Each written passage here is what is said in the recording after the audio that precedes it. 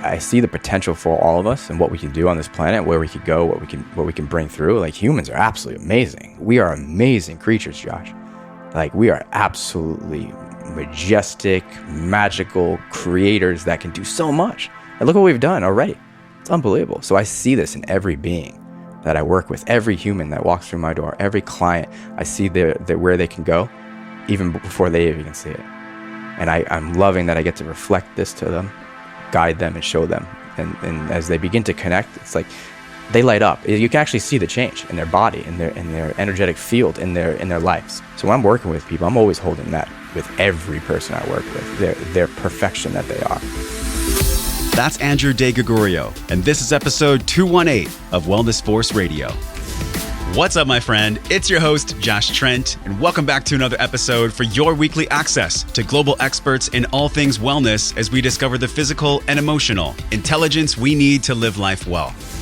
In this podcast, we're talking about luminous awareness, a fascinating topic that we find ourselves both grappling with and accepting today as a society that's having a current struggle with both emotional intelligence and giving ourselves the permission to process negative emotions instead of just spiritually bypassing them. Now, what's most interesting about luminous awareness is as our culture becomes more and more information-laden, our word-based language is becoming increasingly limited in meaning.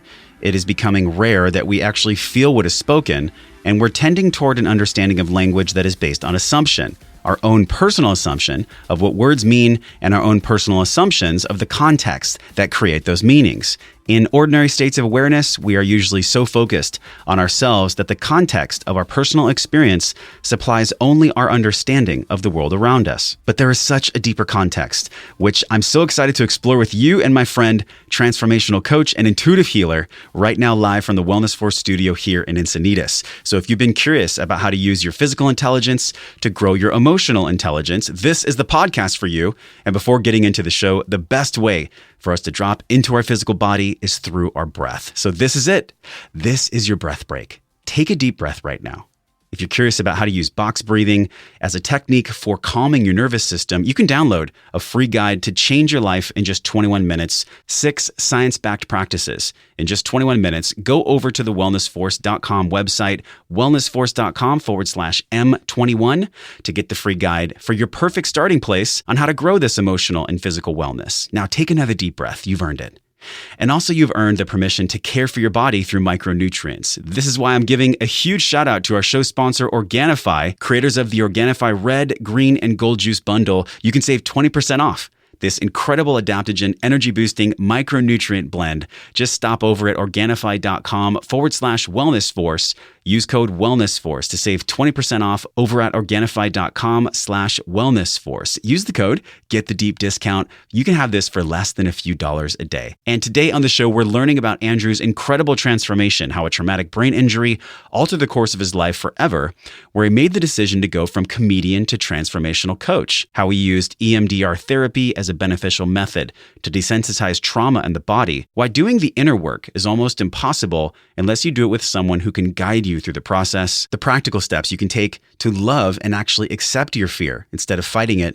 We also explore different attachment styles, which is utterly fascinating, how the secure and insecure attachment styles relate to how we attach ourselves to family, spouses, and friends. And we explored the awareness of the chakras, practices you can do to clear out the chakras, and real strategies to help you meet and connect with your human needs in the healthiest way. Show notes from today are at wellnessforce.com/218. Give us a shout on social media. You know, we always take the notes in depth for every single episode, and they can be found 24/7 at wellnessforce.com. Now let's drop in for the deep dive with Andrew DeGregorio. Andrew, I am so stoked you're in my house. I'm excited. I've gotten to know you, gosh, it's been 3.5, 4 years now? Oh my God. 4 years. Really? Yeah, about 4 years. So we came together in a men's group from Johnny Blackburn, who was on the show, and I've actually been a client of yours in this energy work. Tell people like what you do in a few sentences, because you do a lot, man. So how do you condense that? How do you describe it?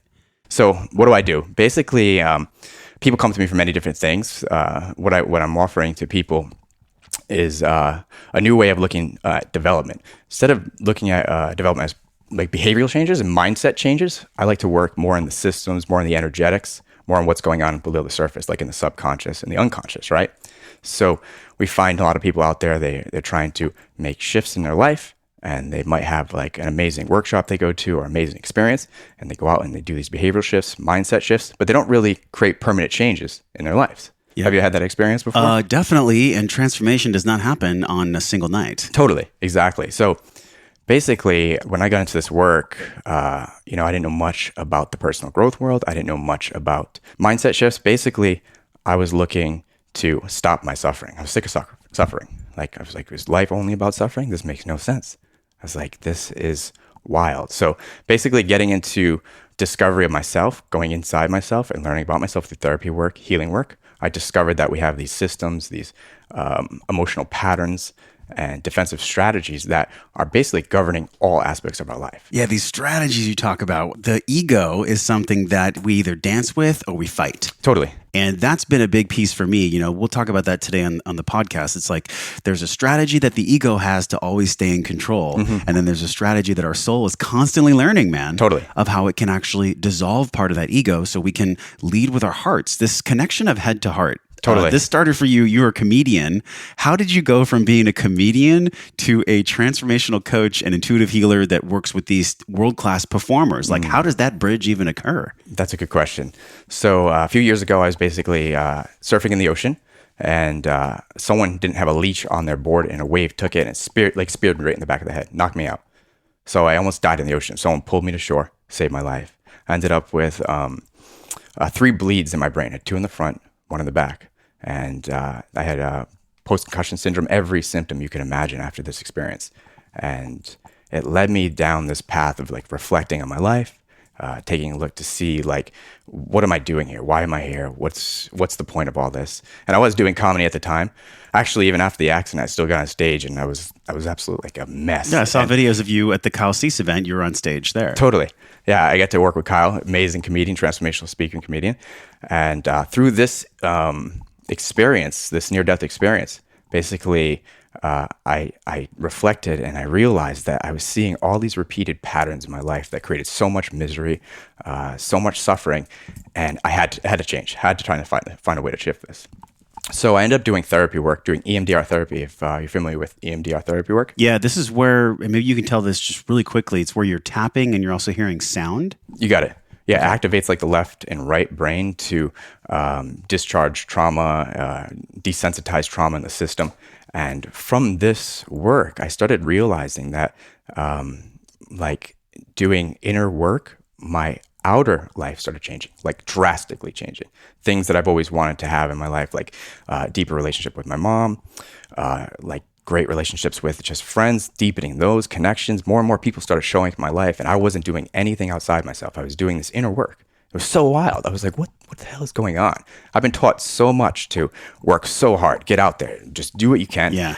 Fight everything, work hard, get over fear, fight through fear, and nothing would ever work for me. But this therapy work started changing my life. I was like, this is mind-blowing. What the hell? What is going on? So through this work, I dug so deep into it. I started doing Zen practices. I started doing non-attachment practices. I started doing deeper therapy work, and wild stuff started happening. Have you ever heard of like synchronicities or coincidences? Yeah, we talked about that so much, and that's what brought me to you. Totally. That's what actually led us to be in men's group together. And then I found out that you do this radical healing work. I mean, you're helping people let go of not just resistances, but also have permanent resolutions, these root causes of unwanted behavior.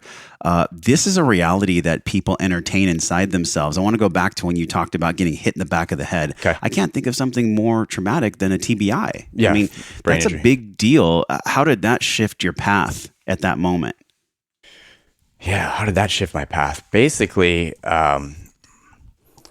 with all the concussion symptoms I had migraines, headaches, I had vertigo, I would have personality changes, I had insomnia. For 5 days straight, I was up. I couldn't sleep. Doctors were prescribing all these pills, and nothing they did helped me. So for 4 months, basically, I was in this deep suffering state and felt very unsupported. No matter what I did, I couldn't get healthy. So that injury was such a catalyst to this work, and I'm actually so grateful I got hit in the head with a surfboard. if I could get hit in the head with a surfboard and my life would change like this all the time, just keep hitting me in the head with a surfboard.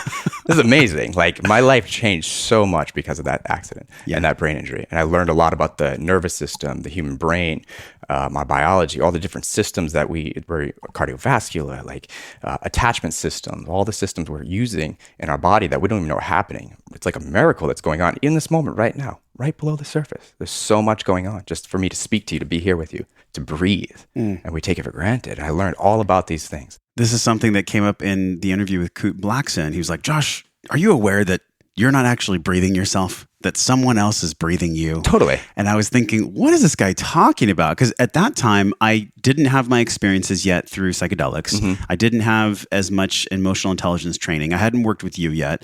I hadn't really dove into all the other worlds that are happening, in contrast and concurrently with this current reality. Who do you think is breathing us? What force out there do you think is breathing us? You want me to answer one of life's greatest questions right now. Who do I think is breathing us? For me, I don't think that something's breathing us. It's more like you can experience what's breathing you.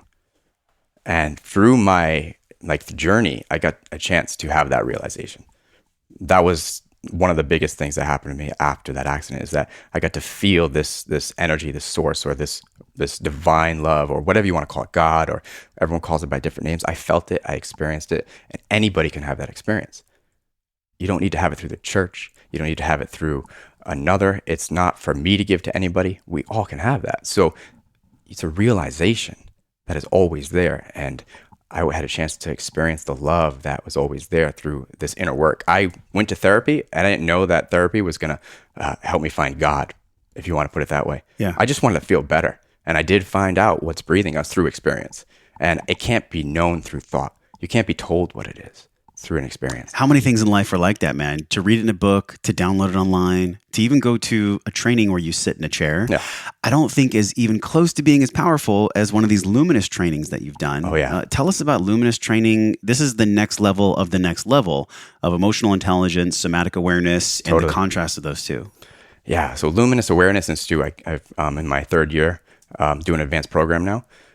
Basically, they blend awareness training, energy medicine. But the way I describe it to most people, you take Xavier's School for the Gifted, like X-Men, bring in Hogwarts together and smash those two things together, and you got luminous awareness. It's absolutely epic. Yes. It's unbelievable. But they're basically teaching emotional intelligence to connect more the knowing with the feeling.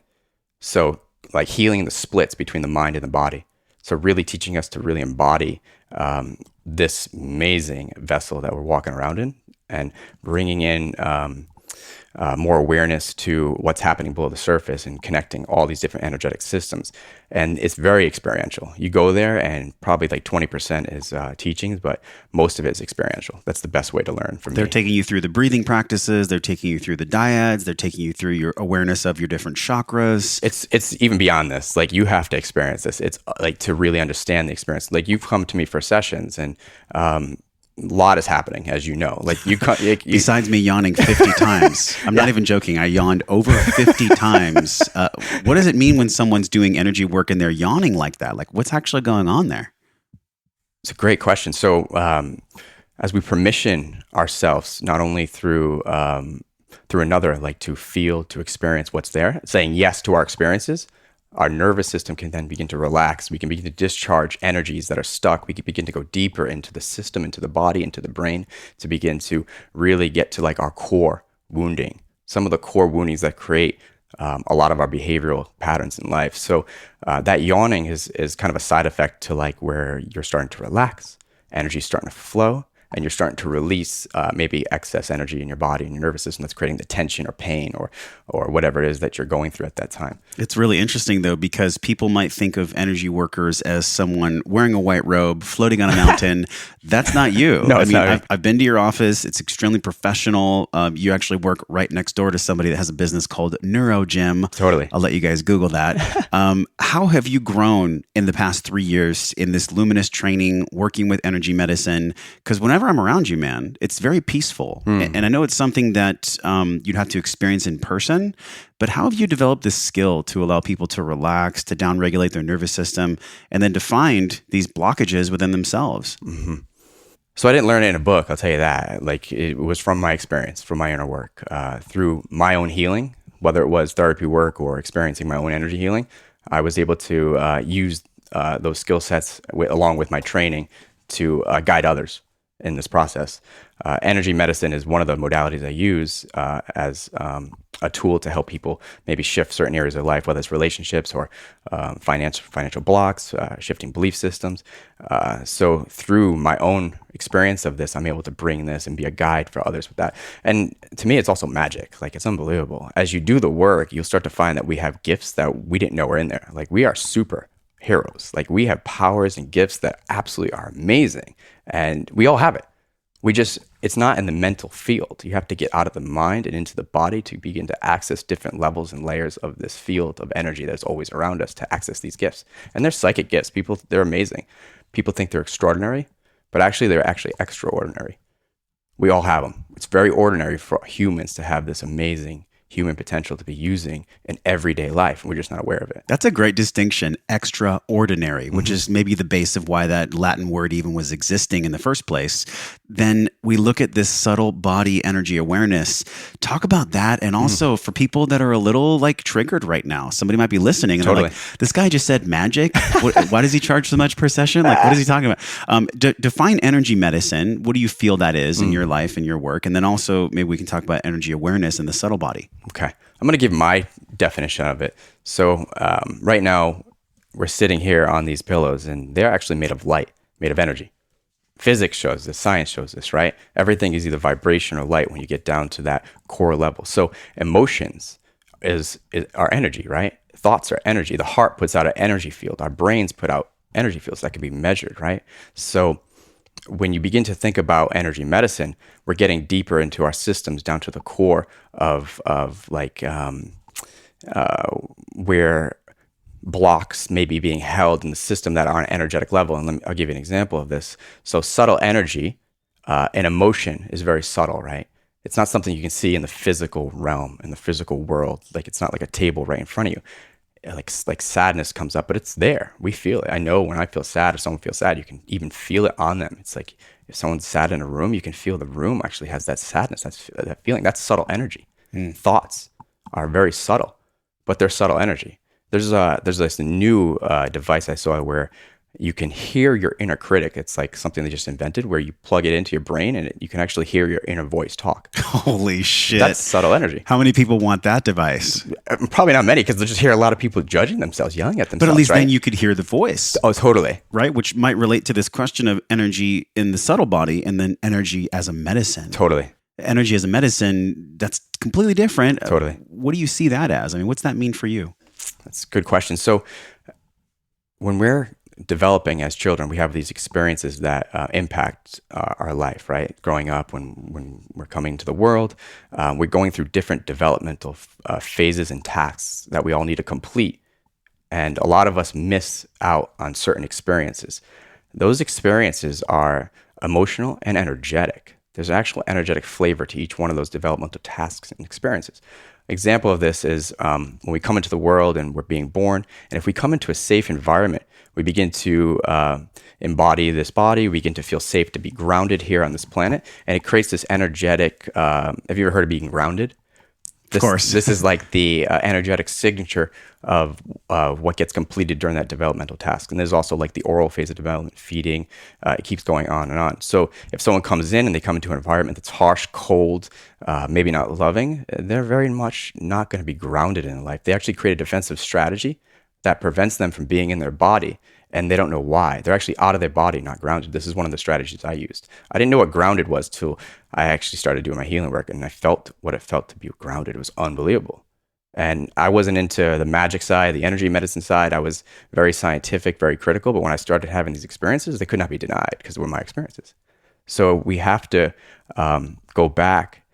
We can go back right now to those places where we missed those energies or those experiences, get to the core wounding through. There's a lot of layers and protections we got to kind of navigate through. It's kind of an art form to really navigate through those layers. But when we get to the core, that way we can begin to actually insert the experience through energy medicine, through different experiences and therapy work, things like that, to repattern and begin to shift those early on developmental experiences that we missed to create behavioral changes in our lives. This is so fascinating to me because I've felt it experientially with you, 12 plus sessions now. And I'm also thinking about the presence process, Michael Brown, where he mentions this metaphor of re-imprinting our nervous system, re-imprinting the subconscious from these events that happen to us, from conception to 10, that those first 10 years of our life, Andrew, that's when everything gets laid down. That's when the concrete gets poured. That's when the wiring is laid out.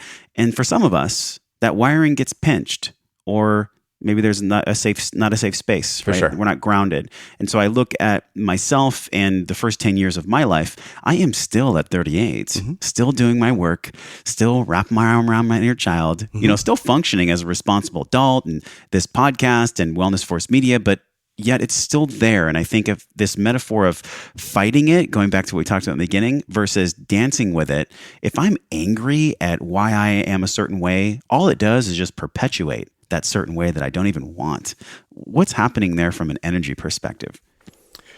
So when we have those experiences when we're young, it creates behaviors, and those behaviors are basically on autopilot. We're showing up in the world, we're acting a certain way, and we're creating these experiences, also attracting experiences. Each one of those experiences, for me, the way I see it, are laying grooves in our system, in our nervous systems, in our brains, neural pathways. And all these experiences, we seem to be repeating a lot of them. If we look back, we can see that we might be attracting the same type of relationship over and over and over again, right? And ending the same, starting the same, things like that. So every time we have that experience, we're feeding into those grooves of those behaviors and those patterns that we might not prefer to continue to experience. How do we shift out of that, though? So we need to become aware of these grooves. We are aware of these behavior patterns and begin to create new grooves, habits, or experiences to be. First, we must have a certain experience that we can create the first groove, and then we can feed the new groove instead of going to the old way. And as we feed the new groove and continue to work that, we begin to show up differently, acting differently. And our behaviors just naturally change. We don't have to fight ourselves. We don't have to force ourselves. Yeah. It's very just natural shifts begin to occur when we change those grooves and those habits on the core level, on the energy level. But it's simple, yet it's not easy. It's like we have these grooves where, think of a forest. If there was a trail in a forest and everybody walked on the trail for 30 years, it'd be pretty worn. Totally. So, the minute that people stop walking on the trail, it's like our synapses in our brain. It takes a while for the grass to grow back. We have to be patient for this behavior change process. You got to be patient, but you also made a point that you're still doing the work, right? You work at it, and you actually become more aware of these grooves. You're becoming more aware of grooves that you didn't know existed, and you do the work. So if we have grooves that we've been living in for 30, 40 years, we better start becoming aware of these grooves so we can create new pathways, start walking on them. And you don't have to do it alone. That's one of the most important things I think in my world that I realize is that I don't have to do this work alone. It actually takes longer to create new pathways and grooves in the forest if you're walking alone, right? If you have multiple people walking on that pathway, how much faster will that new pathway show up? And those people could be there supporting you. And there's a lot of amazing people that know how to do this work and how to support, that have gone through it. How do you guide people to letting go of the worn trail, leading to the dark places they don't want to go, and create the new one where there's the lightness, the freeness, the self-trust? So becoming aware of the path that's there, and noticing that that's there first and foremost is one of the most important things. Awareness, or knowing that it's there. Not fighting that path, loving that path, really saying yes to it, understanding that that strategy was there to protect, that kept us safe. As these young versions of ourselves are so vulnerable, they needed these strategies to survive, basically. So if we can see those pathways that we're so afraid of and have so much fear of, we see them as these gifts that were given to us to help us get through times in our lives that were so complicated, so hard, and so overwhelming that we can actually begin to have compassion for those pathways and really begin to start there by not fighting them. Because what we hear this all the time, what we resist persists, right? It's like the Chinese finger trap. You stick your finger in, you try to pull it out, creates more tension, more resistance. Yeah. So by loving those pathways, really beginning to create new pathways while you love the old pathway is going to make it much easier. I know somebody's listening. They're like, what the hell is he talking about? I need to love my fear? Like, how do I even do that? And you're mirroring a comment that Gay Hendricks talked about on the podcast. We'll link this in the show notes, because he's like, Josh, if you're ever feeling angry and you're feeling resentment and you're feeling like you're pissed off at your ego, take a breath and love the ego, love your fear, love that path. And at the time I was like, this guy's crazy, yet he sold hundreds of thousands of books. Totally. What do you take about, what's your vantage point on loving the fear? How do we actually do that tactically, nuts and bolts wise? How do we love our fear? That's a really good question. How do we love our fear? I don't know if there's an easy answer for that. So awareness is really important beyond this. It's like first noticing this fear. If you can't love the fear, maybe love the fact that you can't love it. Start there. Stop fighting yourself. Like we fight ourselves, right? We're always fighting ourselves. We're always trying to overcome the fear, push through the fear, fight the fear. We can kind of do that and get away with it for a little while, but it comes back, right? So if we begin to go easy on it and begin to love it and realize that somehow fear is showing up in our body and our nervous system, it's maybe the mind is creating, but if you check your body, you're going to find this fear there. So what does that mean? The body must be doing something, releasing some kind of chemical, having some sort of reaction, some sort of tension or tightness. If we can find that place in the body, instead of judging it from up here in the mind, dropping into the body, begin to experience the fear, we tend to see that by experiencing it begins to dissolve somehow. That's really intriguing. So how we start to have those experiences over and over again, we start to realize that if we stop fighting the fear, begin to embrace it, love it, and experience it, it's just tension or energy or stuck emotion in the body that begins to dissolve and release. Man, this is where courage really plays in. A lot of people think, oh, I have to have courage in order to go to that scary place where I can feel the emotion, process it, and move the hell on with my life. But yet it's a paradox. And Malcolm Gladwell talks about this. He's like, listen, you don't have the courage. Courage is something that you do. And it's that action of doing that allows you to look back and go, oh, it wasn't really that bad. But it's by doing the thing that we develop the courage. How do you help people do the thing? How do I help people do the thing? Wow, that's a great question. There's got to be a willingness, right? We have to have that willingness to show up and really face our fears, face our experiences that we've been running away from for so long. So if someone comes to me, they're already in that willingness state. They're ready. If you talk to somebody that's not open, that might be not into this yet, might not be their thing, that's great, but they're not ready. If you try to help them, they're going to reject the support and they're going to push back, right? Then they're like, what are you doing? I don't really want to face my fear. They're just pushing away at this, right? But if someone shows up, there's a willingness, and if you're ready to go in and you can be there as a guide and support somebody through that, there's something really beautiful of holding a space of acceptance and love with another person and showing them that there's a way to face these experiences and then they're not alone. Like human connection is so important, and we're all so isolated on this planet. More and more we find that we're so connected, we hear it a lot, but yet we're so isolated.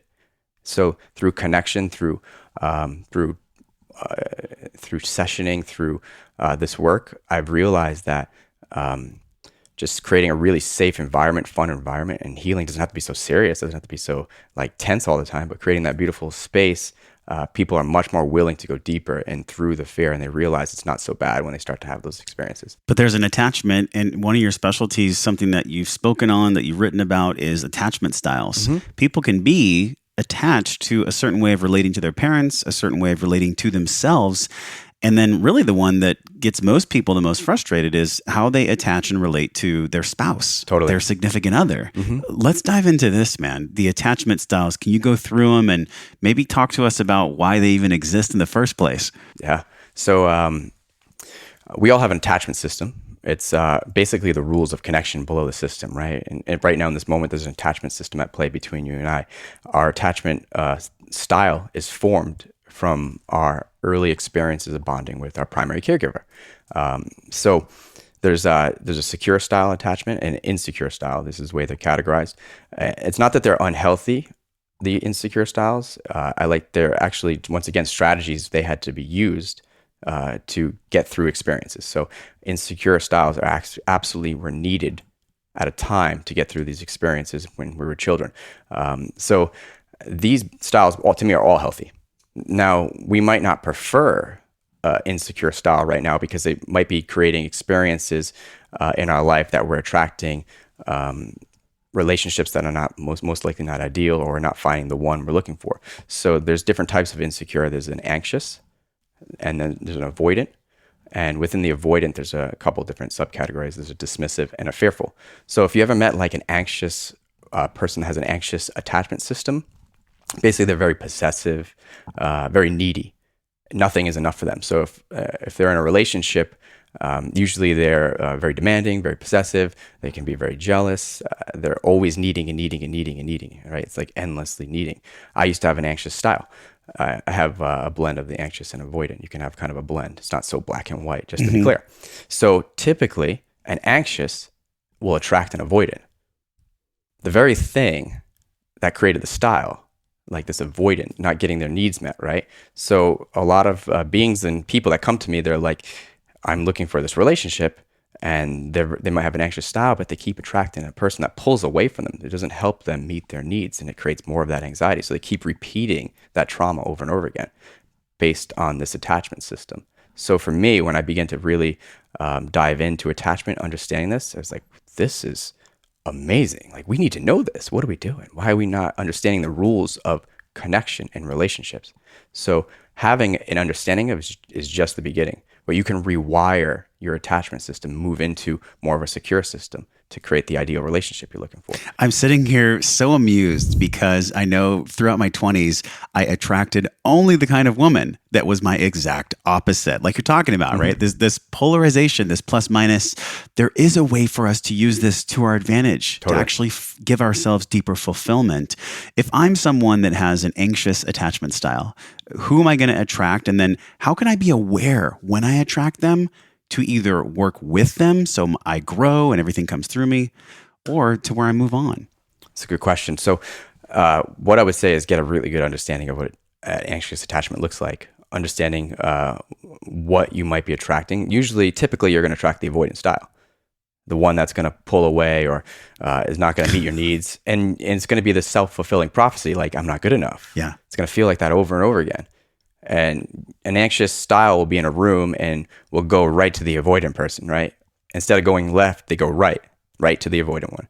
So if they begin, a way to like really, for me, to begin to really shift this is get an understand what your attachment style looks like. However, begin to heal and shift that system. It's an actual primal system. We're hardwired for attachment. So if we learn about our attachment style and we try to fight it, you're trying to use logic to fight millions of years of nature, of evolution.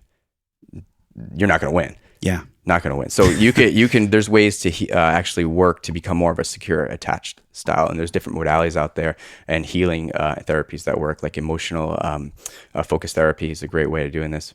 If you can attract a secure person, if you have an insecure, but typically you're not going to do that. But if you could, that also can help create more of a secure style. And one of my mentors, his name is Peter Cummings. His life's work, he created this amazing modality called the adult attachment repair model. We call it stick work for short. It actually he's worked on it for 20 years, really profound stuff. I get to sit with him for about 2 years now, mentoring and healing my attachment style. I'm so grateful for this man because I have this amazing woman in my life now. I have more of a secure style. I'm more confident in the world. It creates more of a sense of safety in the world. You're basically gonna go out and do more than you've ever thought you could do, that you ever thought could be possible when you have more of a secure style. I couldn't believe it, and I'm so grateful for Peter Cummings to actually help me learn how to heal this through his modality. It's unbelievable work. He's a great person. So then how did you get through that? Because the secure, insecure, this polarity can be so strong, so automatic in these moments of being triggered that the default settings will override and take over. Did that happen to you in your 20s? When did you actually get through this? How long was that time to go from the insecure to the secure?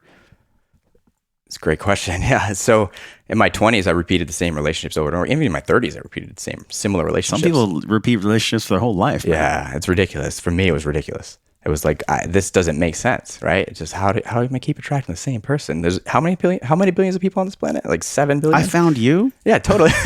You came in again. Totally. Same person, right? I've seen you before. Yeah. I end up in this very, and they're great women, but I'm ended up in like the same, I turn around, I'm like back in this relationship where I'm shut down. Years have passed. There's no emotional connection.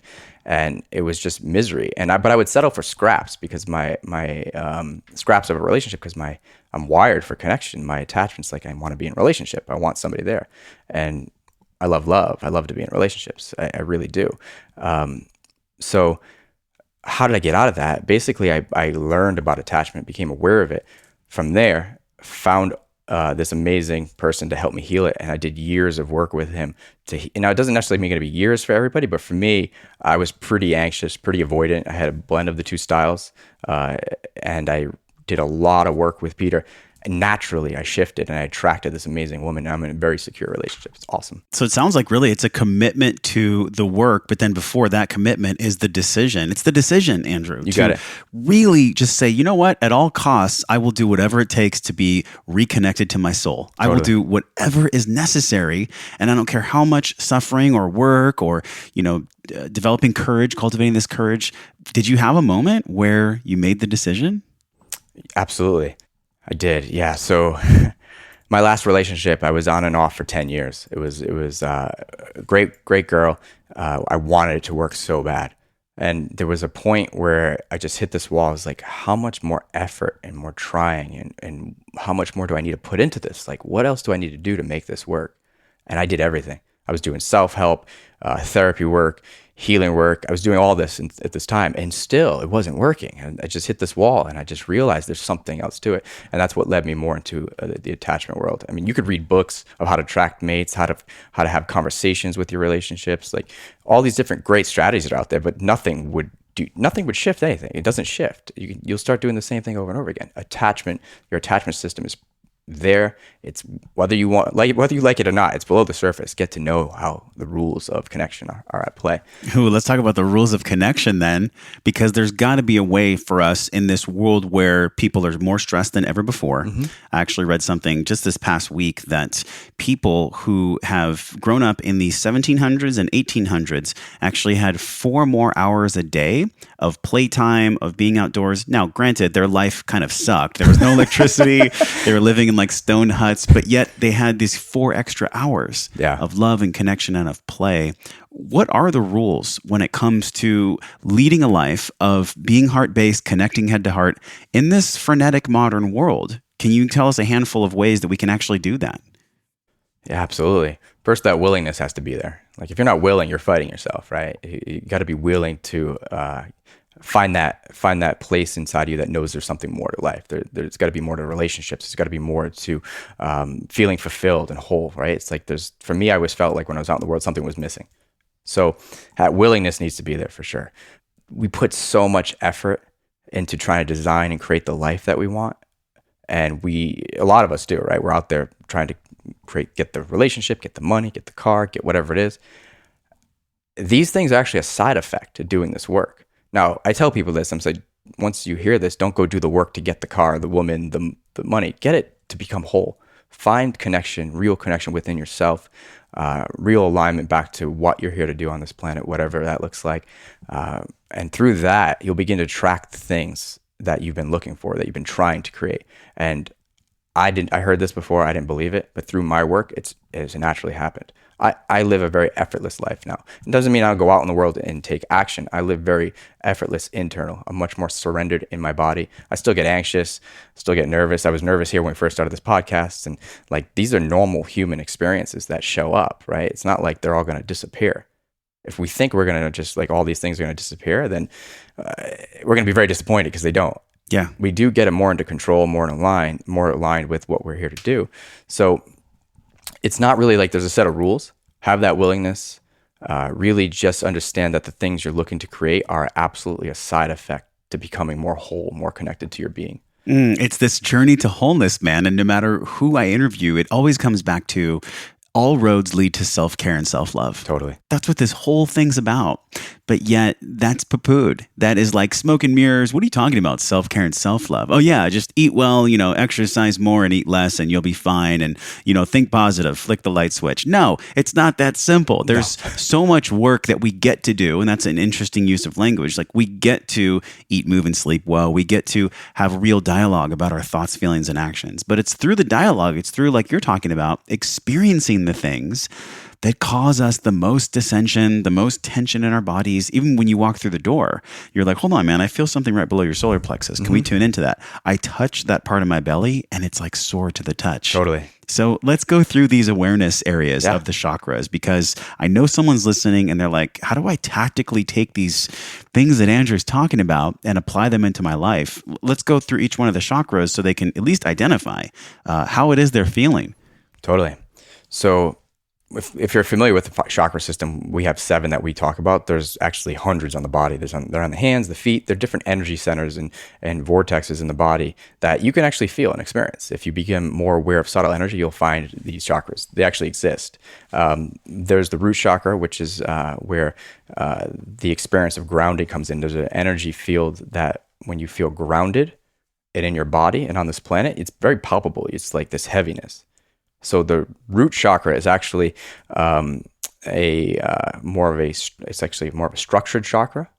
When you start to apply it to different areas of life, it has to do with like feeling safe on the planet, like getting your needs met, primal needs like money, having a place to live, things like that. So when we have a deficiency in the root chakra and we're not grounded, usually we have a lot of anxiety, we're not feeling safe, we're running around, we're in our minds. So it's really good to begin to work and like feed the root chakra if that's somewhere you find deficient, if you're deficient. Now, some people actually have more of an excess in the root, and they actually form much bigger bodies. The energy creates more of a larger body mass because there's more energy in the physical layer of the field. So it's pretty wild how energetics connect to creating our body types too.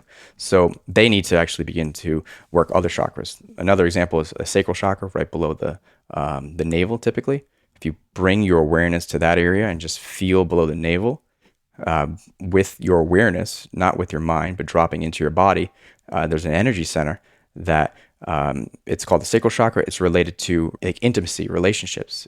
It connects to the limbic system. So when this is firing, self-soothing's coming online. You feel really connected with another. Can create actually, if you go really deep into sacral chakra, there's like actually bliss can show up. It's like a bliss belly. You ever heard like the Buddha bliss belly? Yes. It's like he's really, so happy with his smile. Totally. He's really smiling over there, looking. Oh, he's really in that sacral chakra, really feeling good, right? So a lot of joy. And then you have the solar plex chakra. A lot of us find in our current culture, there's a lot of anxiety that shows up in like the solar plex area. These are related to the mental field, like upper mental, lower mental. So when you find yourself ruminating a lot, you can drop your awareness into like the solar plex area just below the chest, like in the sternum. You'll most likely find there's like bound energy. And like you said, there's tenderness in your solar plex, right? We're using this a lot. It's connected to like adrenals. These chakras actually connect to different organs in our body. So by bringing more awareness, more breath and relaxation there, more energy can flow and we can begin to release rumination, excess thoughts, but it takes bringing the awareness into the body and really feeling that area.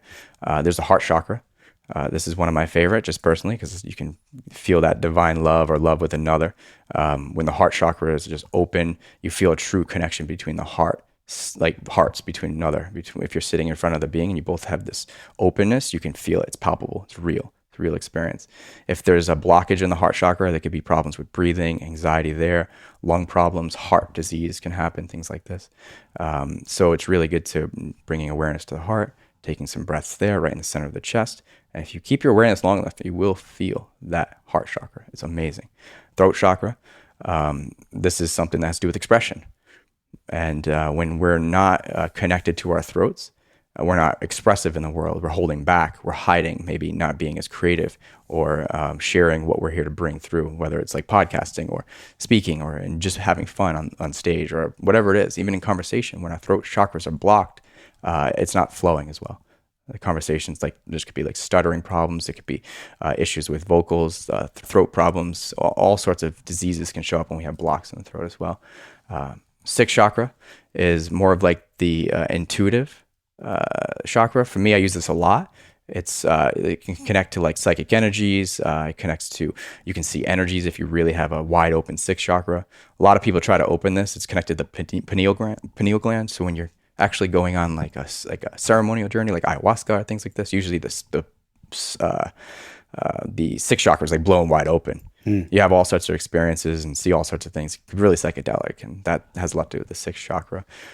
When you have a little bit of a blockage or something going on here, there can be all sorts of different psychosomatic problems, things like this, psychosis and things. So you really want to open this up. Don't blow it wide open. There's a lot of people that try to blow it wide open. Just really be mindful of that. Go easy on that stay grounded if you're opening up the pineal gland and the sixth chakra. Seventh chakra is connected more to spirit or the divine.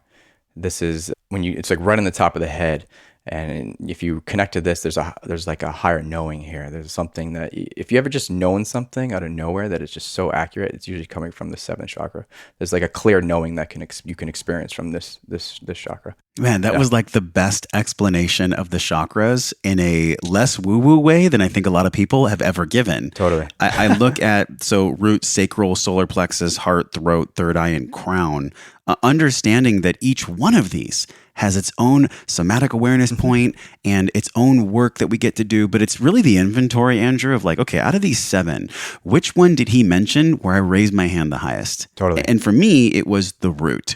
And it's funny because all things go back to self-care, self-love, these practices of taking care of oneself throughout the day. And that is still my blockage, I believe, in this root. For people that are raising their hand for the root chakra, they're like, okay, when he was talking about the root, I totally know what he meant by that.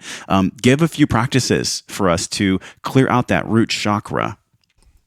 So this is actually a common problem where people are really blocked in the root. We're very ungrounded. We're usually in our minds, right? So we lose that felt sense of safety, confidence, security on this planet.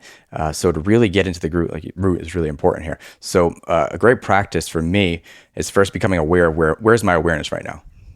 It's a great question. What am I aware of in this moment? Where is your awareness? And noticing that, just by noticing that, something happens just through experiencing this. So you become aware of this and then drop your awareness right down into the earth, like feeling through your feet into the ground, and just really begin to experience the felt sense of gravity pulling you down, earth holding you. There's a sense of safety. And just really drop in. You can use imagination to drop roots into the ground and feeling those roots spread right through earth.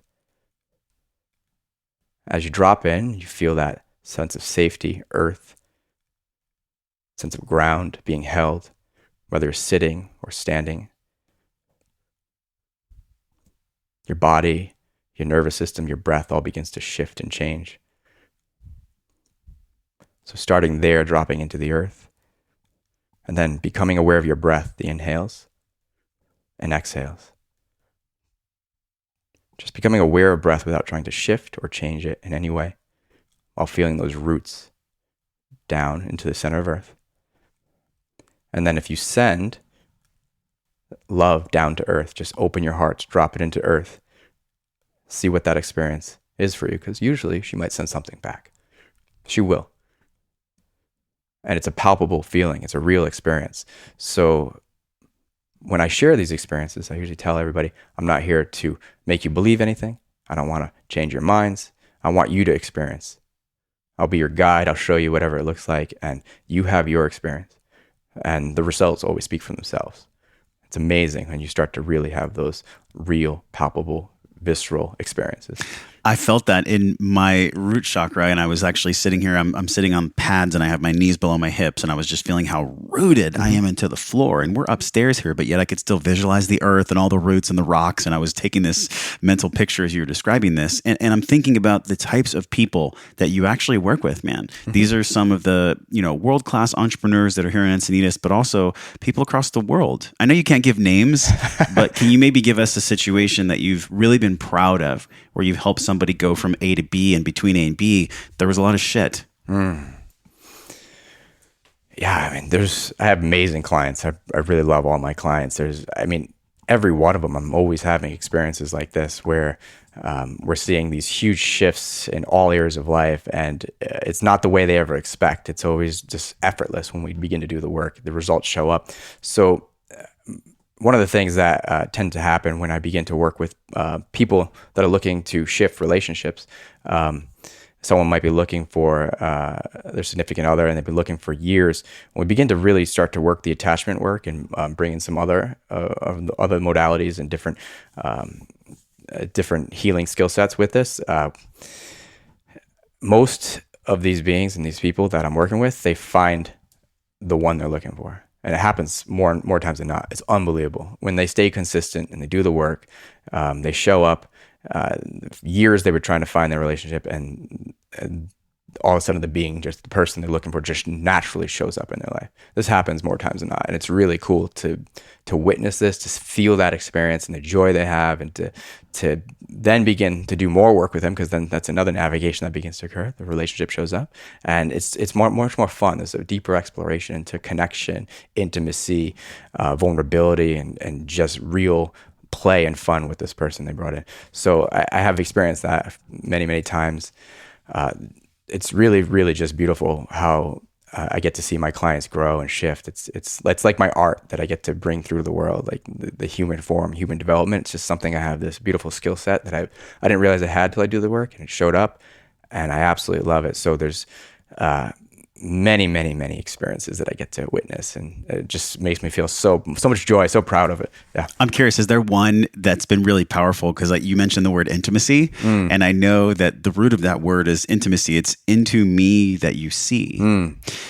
And people might not always like what they see because they see the potential in that person, man or woman, and they know that that person, they can sense intimacy. Looking into them, they can sense that that person hasn't done their work yet. They can sense that that person has unlimited potential, and they feel it from them. Have you ever experienced this? Like, you know, somebody's so awesome, but they don't see it in themselves yet. Yeah. Give us an example like that. Yeah. Wow. Notice that say that again. I love that how you said that somebody's so it's like somebody has so much potential. They're so amazing. They're so great at whatever they do, but yet they don't actually vibrate that awareness, that knowing, that trusting within themselves. Yeah. I see this a lot in a lot of us, actually. Like I see the potential for all of us and what we can do on this planet, where we could go, what we can bring through. Like, humans are absolutely amazing. We are amazing creatures. Miracles walking. There's so much potential. So I see it in a lot of people where they're getting down on themselves, beating themselves up consistently and constantly, but I can see right through that.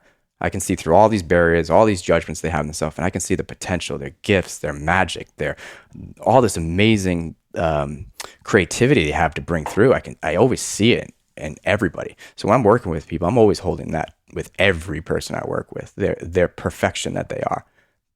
We are amazing creatures, Josh.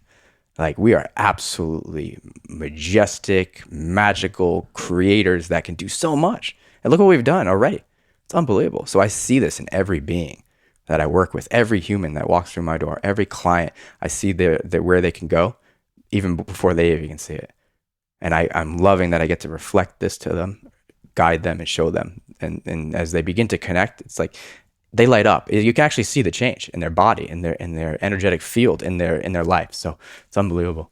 It's about need, and it's about what is. So one of the things that you mentioned in your work is human needs, this reconnection back to these needs and how we can actually meet them in a healthy way, because those needs are going to get met, as Tony Robbins talks about, right? Whether we do it in a deleterious way, where we're like eating a donut, watching porn, or we're like having a connected conversation with somebody that we care about. These human needs and the healthy ways to connect with those, that's going to cue into our subtle energy body. And that's going to allow us to be present, to have all these chakras aligned and on fire. How do we do this healthy meeting of the human needs? That's a really good question. So some strategies out there know they have needs, some defensive strategies that people are using, and some strategies they might be using might be abandoning their own needs. They don't even know they have needs.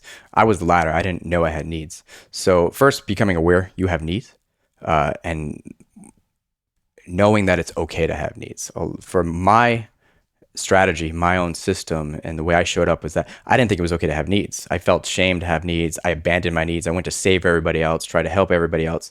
What I was actually doing was trying to meet my needs. Like you said, Tony Robbins says the need will get met. I was projecting out into others my needs, my little one, my inner child's needs, and trying to save my child through saving others. So I used to abandon myself and try to help others throughout most of my life. So this is a very unhealthy way of getting a need met, in my opinion, because it creates low energy, resentment, a lot of suffering, right? So first you have to become aware. I had to become aware that I had these needs, and then do some work to repattern that it is okay for me to have human needs. And we all have them, whether we know it or not. There's lists of them. I have a whole list that I look through, and I'm like, oh my God, that's a need. I didn't realize it. There's tons of needs. So it's really important for us to know what our needs are, and then begin to find discernment. Is this something that I can meet this need through myself, or can I, in a healthy way, ask another to help me meet this need? So that's a really good indicator that we're shifting into more of pathways and behaviors that are ideal for us, because we can ask to get our needs met. That's the challenge, though. I mean, it's in the asking that the courage, the vulnerability, the authenticity, it's like putting your voice out there. I read this on a wall in La Jolla once. Speak your truth, even if your voice shakes while you do it. Totally. And that right there, it's like getting your voice out there to ask for one of your needs. We all need these things because that's in order for us to survive, that they're there in the first place. Absolutely. So when someone's feeling that timidity around speaking their truth, if they're listening right now, like, what can you tell them? What can you tell them in that moment?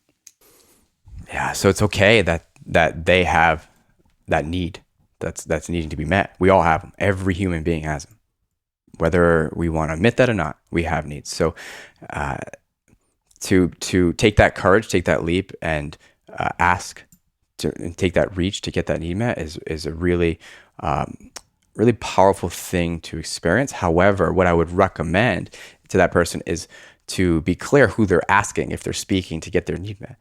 You want to ask somebody that's open, that is like highly attuned and connected to their own needs, where they can healthily help that person meet their need. Because if we're reaching to somebody that might be avoidant or might be shut down, they're not going to help us meet that need, and we might be repeating trauma, recreating the same experience that caused us to shut down. Oh my God. I'm so happy you mentioned that. That's such a powerful tool. Like if there's one thing you get from this conversation today, it's be aware of who you share your dreams and your needs and your emotions with. Totally. That's the number one thing. Absolutely. So the awareness is first, which you've talked about, and there's these subtle energy bodies and the chakras. But then after that, there's actually the integration, the re-imprinting, which involves us speaking our truth to someone that we trust. Now, that's the challenge I found, Andrew. It's the person that we trust across the hall or across the table that we can actually voice that to. As we wrap here, like, what's the awareness around selecting those who in our trusted circle will actually share these dreams, these feelings, these needs with? Do you have a practice for attuning to who you can actually trust? So this leads me into thinking about types of relationships that exist. And one of my mentors shared this with me. There's 3 types of relationships that he said to me, and he explained. He was like, there's the relationship where you're always giving, someone is always taking. Not a very ideal relationship. The second type of relationship where there's a mutual exchange, very common, where you're giving and the other person's giving, and there's like a receiving and giving going on. And the third type of relationship is where you can show up and you can be anywhere you want. You can show up any way you want, and this person is going to love you no matter what. Fully loving, fully accepting, always. And this is a very rare type of relationship, but that's the most ideal. So if you can think in your life where that third relationship shows up, who in your life is a person that's always been there, never judgmental, always loving you, will give you healthy feedback, will show up for you when you need them, and when you reach out, they're there. That's the person you go to. And for me, when I reflected on this, when he gave this to me back in my life, when I first heard this, I could think of one person that was like that for me. And now I have at least 20. Unbelievable network that I built of friends and relationships through this work. So it's a very rare relationship, but they exist and those people are out there. We're going to link this conversation in the show note today because you brought it up right now, man. It's the conversation with Oprah where she was talking with a woman about finance, actually. And she said, you know, the biggest skill set that people miss when it comes to trusting themselves or other people is what you appreciate appreciates. Totally. Absolutely. That's great. I love that. That's beyond just the law of attraction. It's like, oh, that's an energetic, tactical, everyday thing I can do beyond just, you know, give me 3 things that you're grateful for. We've all heard that 1,000 times. Can you actually, and this is the key, the differentiator, can you actually appreciate what you have in your life or the people that you have that are trusting like that? Because that's how you'll grow more of it. You started with 1, Andrew, and now you have 20 plus. Yeah, for sure. So what you've appreciated has appreciated. Totally. Absolutely. That is a big one, it's man. It's amazing. I love that. I love that saying. How do we do more of that in this planet right now? Because that's honestly what the world needs the most. I think you said it, appreciation, right? Appreciate what you have. Start appreciating that thing.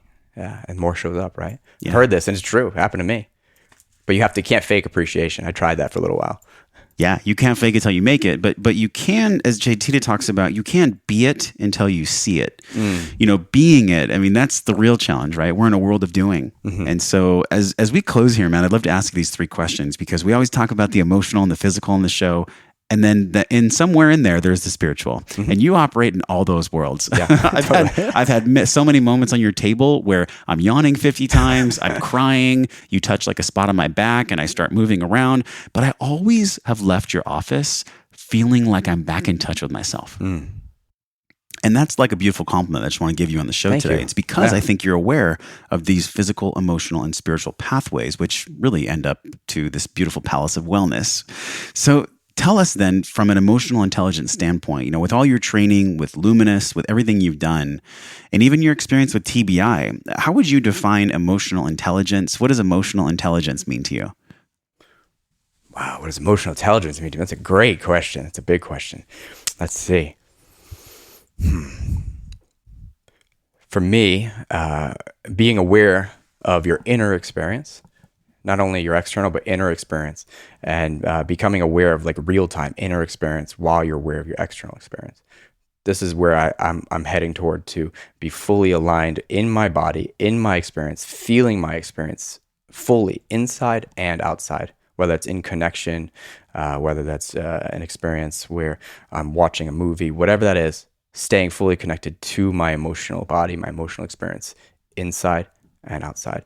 So to me, as we build more emotional intelligence, becoming aware of emotions, feeling emotions, eventually getting to a place where it's like real time, inside, outside, seamless experience of reality, internal, external. And that's like very highly, it's a high skill set, because it takes time to reintegrate back into the emotional experience, staying embodied, staying safe, being able to fully feel without running away. And that can be very vulnerable. That's real strength, real courage. Man, very succinct on emotional intelligence. It's the inner and the outer combined. And it's not always going to come with like a lack of fear. Sometimes as that inner and outer awareness increases, the fear might increase as well. Totally. Have you seen that to be true with your clients? We numb a lot of experiences, and we hide from a lot of experiences. So before we release or move through these experiences, the intensity can increase at first. It's like melting these icebergs in the body and the system. And at first you're like, I didn't realize that was there. And it can be intense at first, but eventually that intensity will decrease. For me, fear is actually, at some level, there's some sort of fear that we want to keep in our system. It's a good indicator. It's telling us something. It's giving us intuitive hits when it's not rampantly out of control and controlling our lives. How about the physical then? So this physical intelligence, everything that we do, from our breath to the way that we speak and move our body and sleep. Do you have a practice of physical intelligence in your life right now that you're leaning into more? Yeah, so I actually been doing a lot more like yin yoga. If you're familiar with this, have you heard of this before? This is the longer holds, right? Yeah, you hold. I usually call it sleep yoga or dream yoga. It's just laying around, but it's long holds, and it's what it's doing is helping release the fascia. And fascia is super intriguing, unbelievable system. It's really amazing, and it can harden and create all sorts of issues in the body, and tension and not being flexible. A lot of people can stretch forever and they never get flexible. That's because fascia might be locked down. So I've been doing a lot of like opening the fascia and releasing this so I can get more energy flow, more movement in the system, in the body. It's helped me to have more energy, relax more. It's really a beautiful addition to what I normally do. So I've been actually leaning a lot toward opening the system, the fascia system, through yin yoga. This combination of the two, and we'll do another show on spiritual, because you're obviously one of the most spiritual people I've ever met, almost as much as JP Sears. So this definition of wellness, it's my signature question, man, that I love to ask people. How would you define wellness in your life? Like, how does Andrew DeGregorio see wellness in his life? What does that mean to him? It's the amount of well-being that I experience every moment that I'm here. So for me, it's not about chasing happiness. It's not about finding the person that's going to give me what I need in life. Like it's basically how much well-being can I experience, and how can I increase that well-being? So there's an actual feeling of well-being that is always there. And some of us, and this is really intriguing because I found this out, that we actually run from well-being. Some of us do. So when we start to feel well-being, sometimes we run away from it. So we have to be able to experience well-being, integrate it, and then be able to increase it. So there's the amount of well-being that I can experience in every moment is how I define wellness. Man, I love having conversations with you. We're going to get feedback from this show. We're going to have another conversation. We'll go into more depth of these human needs because with all the 50 plus bullets that you can talk about, there's just not enough time, which time is an illusion anyways. So where can people learn more about you, man? Where can they go to receive some of your downloads? I know you have some resources for people on your website and social. Let us know where they can dig in. Yeah, they can find me on my website. It's my name, Andrew, and my last name is long, but it's DEGREGORIO. So I'll spell that. It's DeGregorio, AndrewDeGregorio.com. Probably need a new handle because it's a little bit long. But if you can look me up there, you can contact me there and reach out, and I'd be happy to answer questions, go over any of this info. It's the best place to reach me. There's an email, phone numbers on there. Whatever way you want to reach me through that site is the best way to do it. And on social, where are you the most active? Like, where are you putting out the most content and the most things for people to use? That's a good question. I haven't actually been doing a lot on social lately. I'm revamping that. I've really been putting together more and more content. So for the past few years, I've been looking to put together what I want to put out into the world and what that looks like. And I'm going to start doing that soon. Most likely Facebook, Instagram. I mean, I don't really have a lot out right now, but that's where you can find me. Yeah. Thanks so much for sharing your gifts on the show, man. It's been a pleasure to get to know you, not just in men's groups, but also it's kind of like having someone that had diamonds inside their pocket that you didn't even know was there. Like that's been my experience of you, the ways that I've been able to, in just 10, 12 sessions, like really identify the areas, the physical areas on my body where the blockage exists, and then a trusted pathway to take me through those, man. So thank you so much for what you do in the world. I just want to acknowledge you. Thank you, and Josh. We'll be sure to have this conversation again in the future. Andrew, thanks so much, man. Thanks, brother. I appreciate you having me. You are absolutely amazing. Thank you. Hey, my friend, thank you for hanging out and growing with me on today's show. Remember to hit subscribe, share this podcast with somebody you care about that you think gets to hear this message. Support the show by leaving a 5-star review for the podcast right now, simply by tapping on your show artwork on your iPhone. Click that purple link that says review this podcast. It helps the show reach more conscious and smart people like you, and your voice will attract more world-class guests that want to come on the show. So let them hear your voice. For all the downloads, videos, links, and free resources mentioned on the episode, go to wellnessforce.com/radio. And while you're at my house on the web, join us in the Wellness Force community newsletter on that page, and I'll send you 4 free guides around staying healthy with your eating, moving, and sleeping while you travel. But don't let this conversation stop here. Join a group of people like you over at the Wellness Force community Facebook page. This is where we talk about the things that really matter. We share our wins, inspirations, struggles, and a lot more. So join us, tap on the show artwork on your phone, and hit that purple link that says join the Facebook group, and I will welcome you at the door. Okay, now you get to go out into your world and create impact for the people that you care about. So until I see you again real soon, I'm wishing you love and wellness.